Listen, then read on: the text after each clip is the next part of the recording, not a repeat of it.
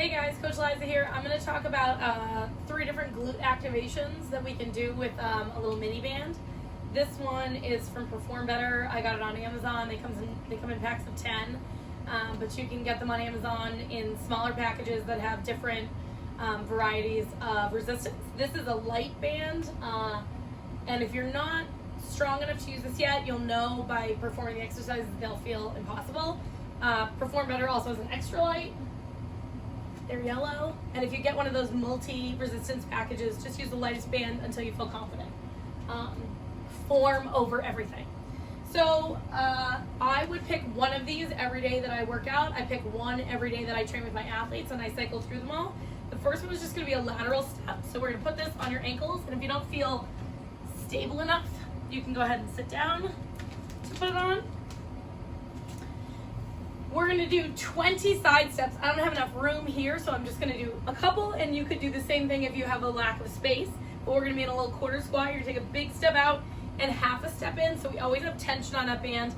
And notice that my shoulders, my hips, my knees, and my toes are all staying straight ahead. So I would work through 20 going to the right, and then 20 going to the left. And if I have to accumulate those, 5, 5, 10, 10, 15, 15, 20, 20, that's fine too. If I'm feeling a little extra, I would add in some straight-legged steps. We're going to squeeze those quads tight. We're going to pull up out of those hips. And if anything, we're going to internally rotate that first leg a little bit by leading with the heel. And we're going to go 10 steps to the right. And then same thing, I'm internally rotating that lead leg. 10 steps to the left. Notice there's no softening of my knees at all. So that would be one that I could perform. The second one I could perform on a different day would be a monster walk. So it's also going to be on my ankles. I'm going to be in a little quarter squat. This time I'm moving on the diagonal. So I'm alternating the leg that steps out. I'm only ever coming halfway out, halfway in, big step out, and then I'm going to return backwards on the diagonal. So again, I want to make sure that I'm staying square, shoulders, hips, knees, and toes straight ahead, and I'm not turning my body at all as I step backwards. It happens more often backwards than forwards. And again, I would accumulate 20 steps. 20 monster walks forward and 20 monster walks backwards. The third one, I would actually do barefoot. We're going to pull it above our knees.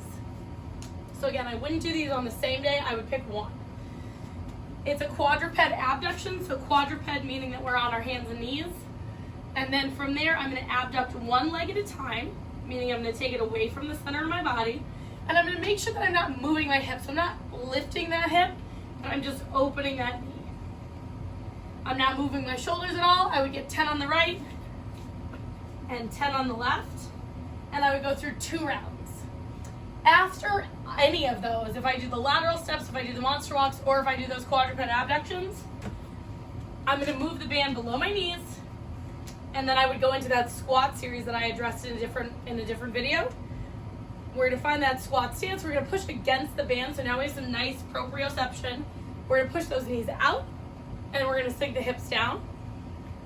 And I would do 10, and then I would take the band off and finish the rest of my squat series. All right?